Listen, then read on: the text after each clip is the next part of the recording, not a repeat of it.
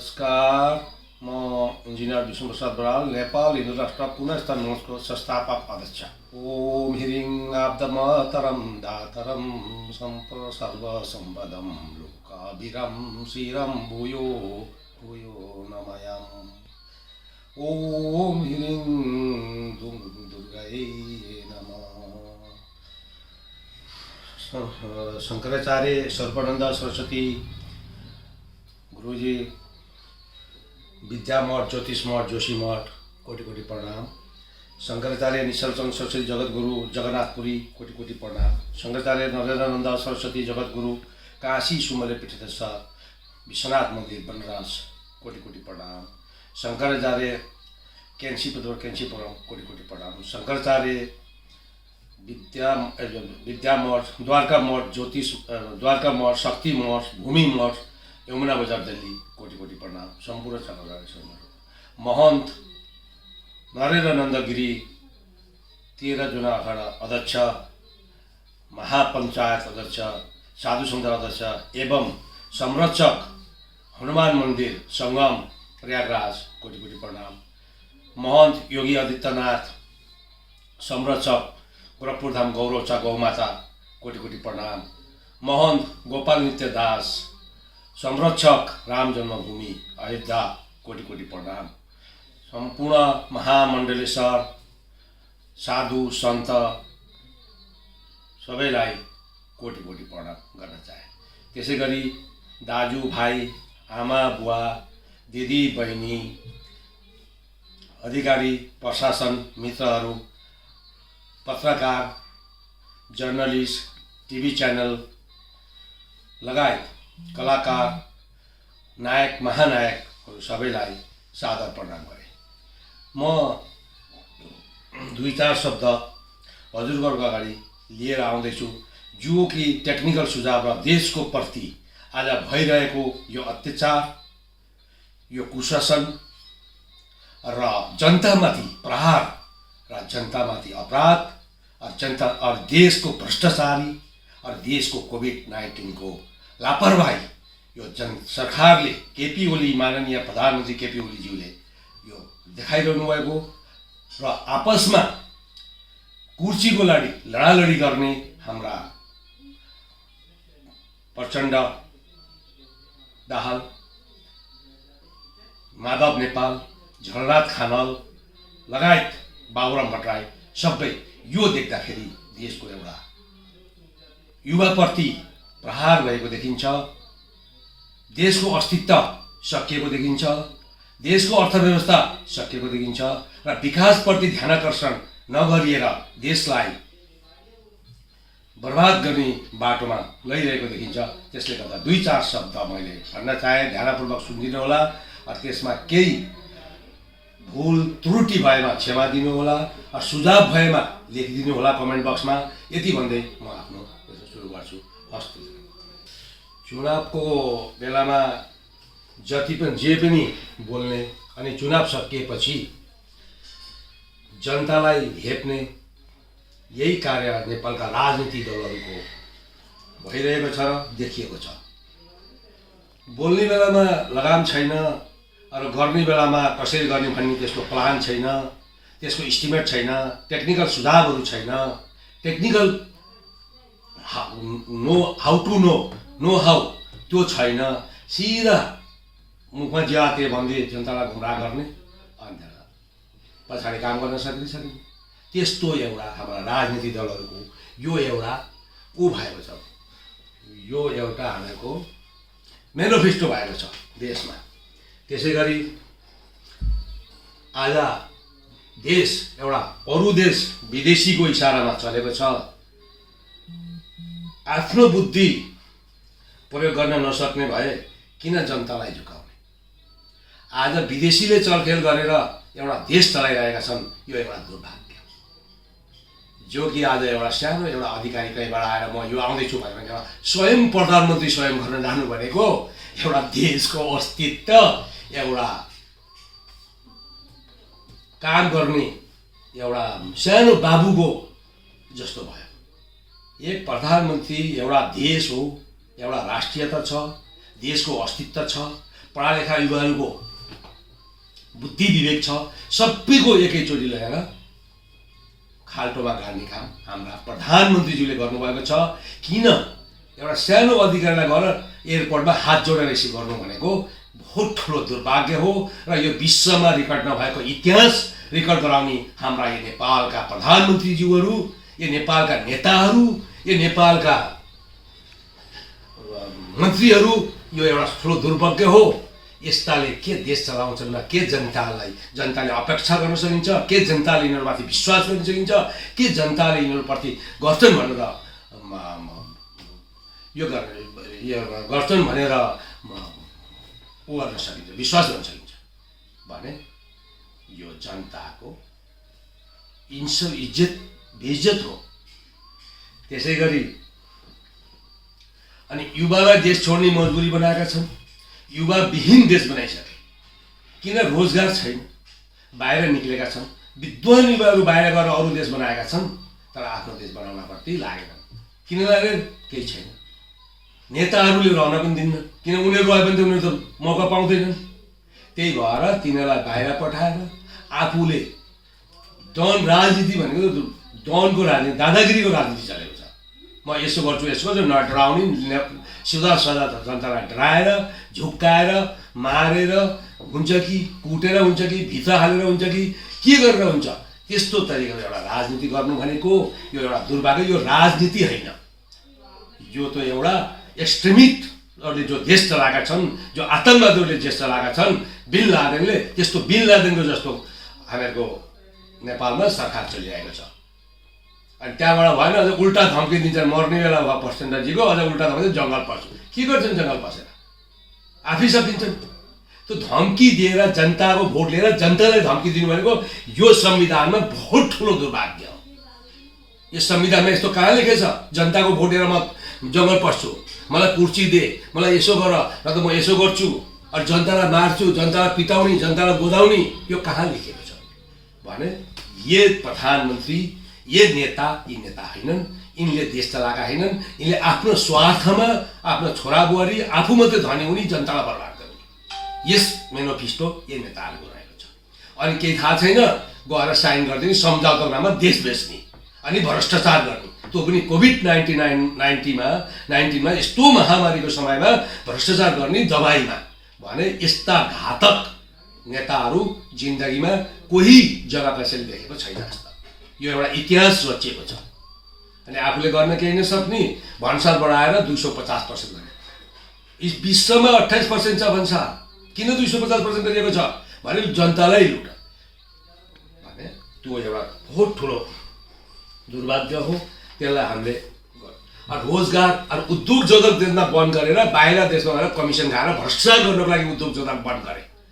नेपालमा उद्योग जगत भयो भने त कमिसन खायो भने त थाहा पनि भयो। त्यही भएर बाहिरको मान्छे ल्याएर उद्योग जगत गराउनको लागि, उहाँबाट कमिसन खाएर आफ्नो भ्रष्टाचार गर्नको लागि आफ्नो उद्योग जगत साह्रै बन्द गरेर बाहिरको मान्छे ल्याएर इस्टाब्लिस गर्ने यिनीहरूको एउटा नीति। यो नेता है, नीति बनाए नेताले भने त्यो एउटा जनताको खिलाफ। त्यसै गरी जनताले के थाहा छ? जनतालाई केही थाहा छैन, जनतालाई केही मतलबै छैन। आफ्नो रोजगार गरून् न, नेताको पछि के गर्दैछ भनेर त्यसको पछाडि छानबिन नलाग्नु। त्यो समय जनतासँग छैन, त्यो समय कसैसँग छैन। आफ्नो परिवार पाल्नु कि नेताको पछाडि लाग्नु। यिनीहरूसँग भ्रष्टाचारका पैसा छन्, त्यो गर्नको लागि भ्रष्टाचारका पैसा चाहिए, हुर्रिएर आएका पैसा चाहिए, अनि त्यसको पछि लाग्न अनि बल्ल समय पाइन्छ। जबसम्म आफूले केही नगरी खानु छैन भने तिनले त्यो समय छैन। तिनीहरूसँग जनताले के गर्छ, नेताले के गर्छ, तिनीको पछि लागौँ भने यो एउटा ठुलो कमजोरी हाम्रो देशमा देखिएको छ। त्यसै गरी केपी ओली, शेरबहादुर देउबा, झलनाथ खनाल, माधव नेपाल, यो 38वटा प्रधानमन्त्री बदली। यो के हो? के अरू छैन? के यिनीहरू बिना देश चल्दैन? के यिनीहरू बिना जान मार्दैनन्? के यिनीहरूले मात्रै जान मार्न सक्छन्? कि यिनीहरूसँग मात्रै बुद्धि छ जान मार्ने? सबैले। अनि बाबुराम भट्टराई, यी सबै मिलेर पालो पालो गरी अनि हामीले जनताले चुनेका नि जनताले कोही जनताले दिएका छैनन् आफै जबरजस्ती जनतालाई मारेर डराएर धम्काएर लुटेर अनि बल्ल बसेका छन् अनि कोही जनता बोल्नु र युवा अगाडि आएर बोल्न थाल्यो भने त्यसलाई अलिक जेल हाल्ने ठाडो ज्ञानेन्द्र साईलाई जेल हाल्छन् ठाडो रविन्द्र रामचन्द्रलाई बोल्न सक्नेलाई जब ठाडो जेल हाल्छन् सुरेन्द्र भण्डारीलाई जेल हाल्छन् यिनको काम के हो डाक्टर केसी भनेर उ गर्छन् भने डाक्टर केसीलाई जेल हाल्ने भने यिनको काम के छ भने कोही आयो भने त्यसलाई आउन नदिनु त्यसलाई त्यहीँ मार त्यहीँ दबाउ त्यसलाई खतम गर अनि हामी मात्रै बस्छौँ जब तक मर्दैनौँ तब तक यिनीहरूलाई यसै गरेर हामीले दादागिरीको रूपमा क्राइमको रूपमा अपराधीको रूपमा हामीले कुर्सी चाहिएकै छ अनि भएन अरू देशबाट समर्थन लिन्छ के मतलब हो अरू देशबाट समर्थन लिने अरू देशबाट समर्थन किन लिने विधायक दलको नेता भाइ चुन्न पर्यो बाहिरबाट त चुनिन्न अनि त्यहाँबाट 10,000 पनि बिकेका छन् 1 लाख पनि बिकेका छन् 2,000 पनि बिकेका छन् भने यस्ता नेता होइन यिनले देश बर्बाद युवा बर्बाद अर्थ बर्बाद विकास दर बर्बाद सबै बर्बाद गरेर शिक्षा बर्बाद केही चिज केही गर्न सक्दैनन् देशमा भने अब कस्तो मान्छे जस्तो चाहिए जसले गर्न सक्छ जसले अरू देशसँग दब्दैन जसले डिप्लोमेटिक डायलग गर्न सक्छ जोसँग तजुर्बा छ जोसँग विवेक छ जोसँग बुद्धि छ जोसँग एक्सपर्टाइज छ जोसँग एस्टिमेटेड टेक्निकल नो हाउ छ कसरी देशलाई अगाडि लैजाने कसरी युवा स्थापित गर्ने कसरी देशमा रोजगार ल्याउने कसरी शिक्षालाई हामीले परिवर्तन गर्ने कसरी हर्टिकल्चर एग्रिकल्चर बेस आधार मान्दै अर्थलाई अगाडि लैजाने यस्ता प्लान गर्ने टेक्निकल नो हाउ विदेश पोलिसी अन्तर्राष्ट्रिय सिमाना यस्ता व्यक्ति मात्रै अब कुर्सीमा बस्न पाउने अधिकार बनाउनुपर्छ आफ्नो खुसीले रातारात सीओले काम गरे चाहिँ प्राइभेट कम्पनीमा काम गरे चाहिँ ल राष्ट्रपतिबाट साइन गराए यो गरे वो गरे यो के हो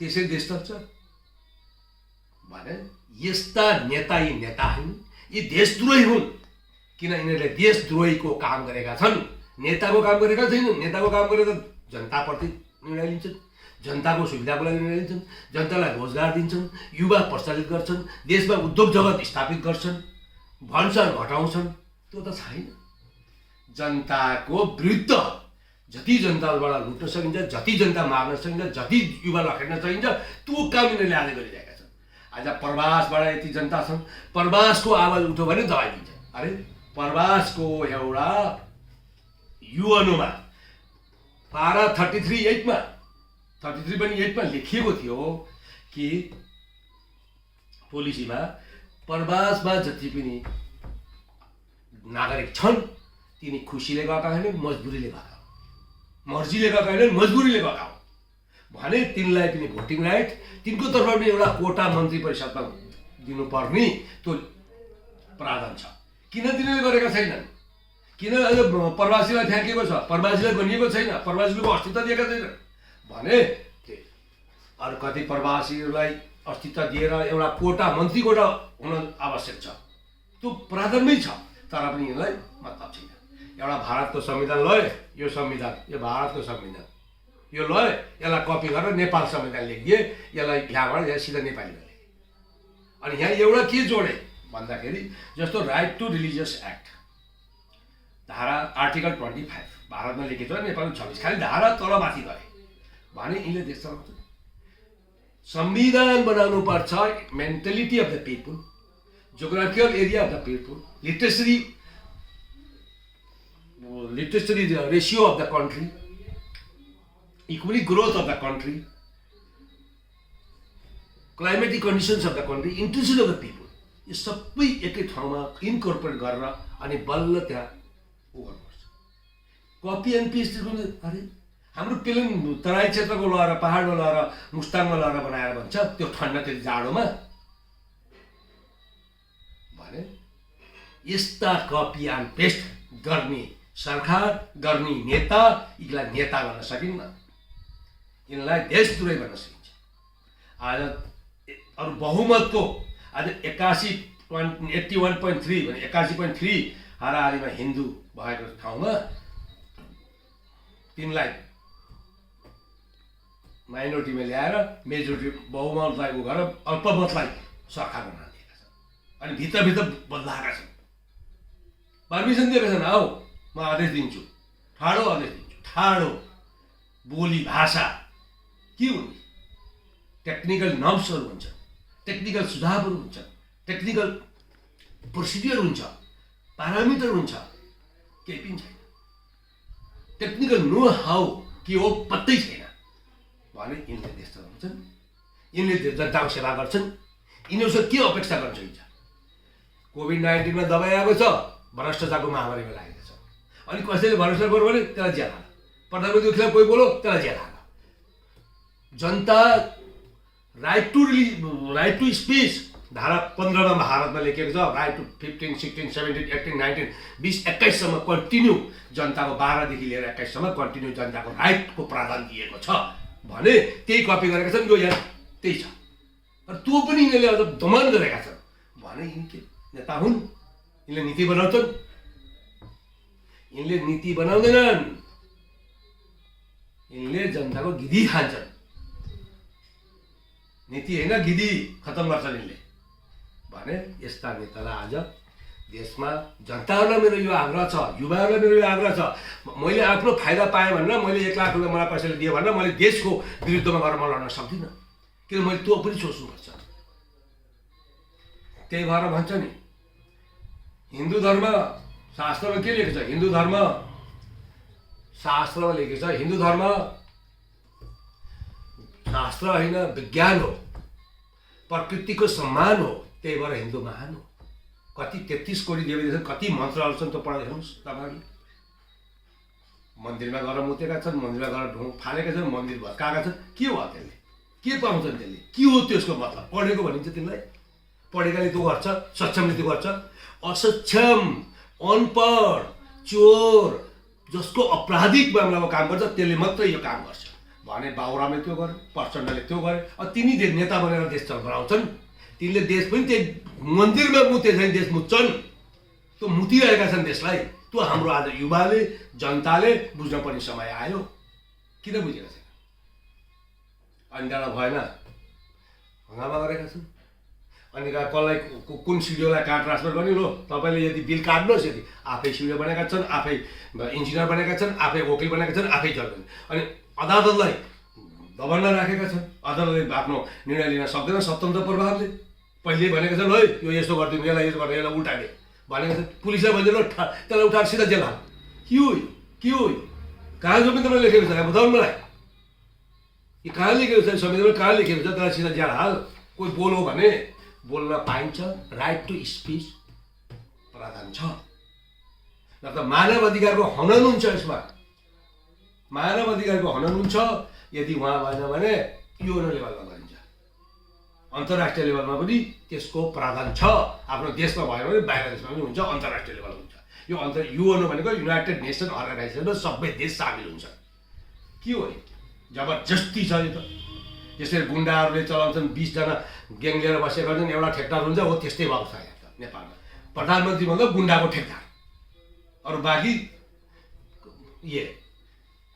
कर्नल, मेजर, जेसिओ, 2 स्टार, 1 स्टार, सही असही, यो सब। त्यसरी देश चल्दैन, त्यसरी देश चल्दैन, त्यसरी दमन गर्न पाइने जनतालाई। अब यो जनताले जान्नुपर्ने समय आयो। त्यो समय रहेन अब कि जो खुसी लाग्यो त्यही गरे यिनीहरूले।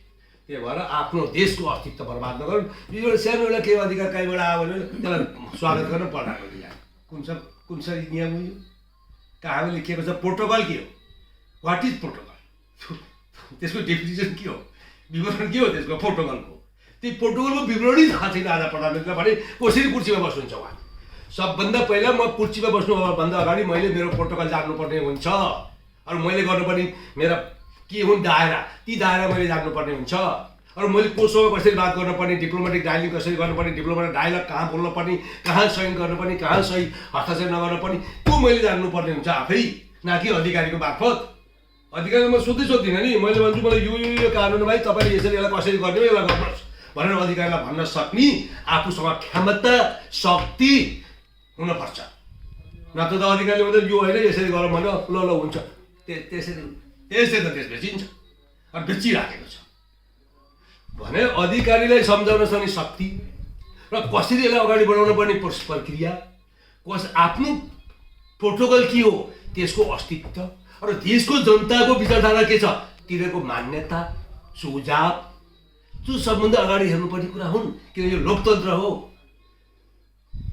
यो न्यायतन्त्र होइन राजातन्त्र होइन के हो वन म्यान सो भने त्यसरी देश चल्दैन अमेरिकामा पनि प्रेसिडेन्ट छ तर पनि त्यहाँ पनि राजनीति दलको चल्छ उसले वन म्यान डिसिसन लिन भयो तिनीहरूले पनि ऊ गर्न सक्छ भने त्यस्तो पनि देशमा विश्वमा कानुन बनाएका छ भने यो त लोकतन्त्र छ प्योरली एन्ड स्योर तर पनि यो हालत छ अनि जनताको के को बहुमत जनताले त जबरजस्ती बहुमत देखेर त्यो दुई चारजना राखेर यहाँ पैसा दिएर अनि तिनीहरू पनि भने त्यही भएर म आग्रह गर्न चाहे युवालाई त्यसरी नलाग्नुहोस् आफूको लागि मात्रै नसोच्नुहोस् देशको प्रति सोच्नुहोस् र भविष्यको सोच्नुहोस् तपाईँलाई 2-4 दिन दिन्छ मेरा युवा भाइहरूलाई मेरो विचार कामदाम छैन म विदेश जानुभन्दा 2-4 लाख एमएलएले दिएको छ कङ्ग्रेसले दिएको छ यो भनेका छन् पार्टीमा बसेका छन् अनि सकियो यो आज कमल थापाजीले त्यत्रो पैसा लिनुभयो हिन्दूको नाममा भोट लिनुभयो त्यत्रो पत्ता लिनुभयो खाएर आफै बस्नुभयो पार्टी चलाउन पर्ने छ मलाई भन्नुभयो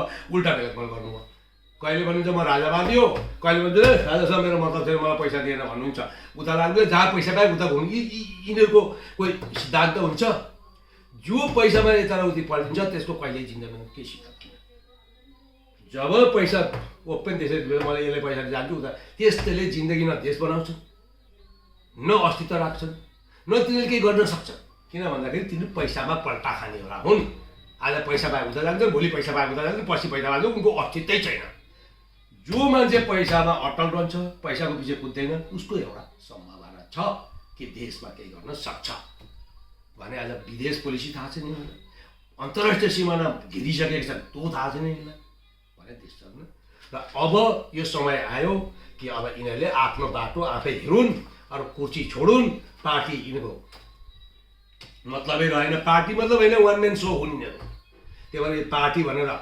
जनतालाई गुमराह नगरून् आफू हाम्रो एक्लै हो भनेर कुर्सीबाट प्रचण्ड बस्यो के गर्यो प्रचण्डले के गर्यो बाबुरामले के गर्यो ओली सभाले के गरे त यो सबै बसेको हो नि माधव यो सबै फेरि किन बस्ने यिनीहरू देखियो नि के गर्छ भने यिनीहरूको औकात देखियो यिनीहरू के गर्न सक्ने क्यापासिटी यिनीहरूसँग कति क्यापासिटी छ क्षमता छ भन्ने त्यो देखियो अनि यिनीहरूको कति बुद्धिजीवी कति यिनीहरू इन्टेलिजेक्चुअल हुनेहरू इन्टेलिजेन्ट हुनेले के गर्न सक्छ कति यिनीहरू टेक्निकल नो हाउ यिनीहरूको दिमागमा छ त्यो देखियो यिनीहरूलाई हतियार लिने जनतालाई डराउने मार्ने अनि त्यहाँ बस्ने कोही बोल्यो भने पुलिस लगाएर थुन्ने यति चावडा कुरा अनि विदेशीलाई आफ्नो ज्वाइँलाई स्वागत गर्ने ज्वाइँ छोरीलाई दिएर ज्वाइँ स्वागत गर्ने गर्ने अनि त्यहाँबाट पैसा अलिकति लिएर अनि साइन गरिदिने अनि बेचिदिने देश सम्झौताको नाममा यहाँदेखि अरू यिनीहरूले के सिके केही सिकेका छैनन् भने फेरि बारम्बार यिनीहरूलाई दिनु भनेको दुर्भाग्य देश बर्बादतिर जाने हो देश अब निर्वाचनमा जाँदैन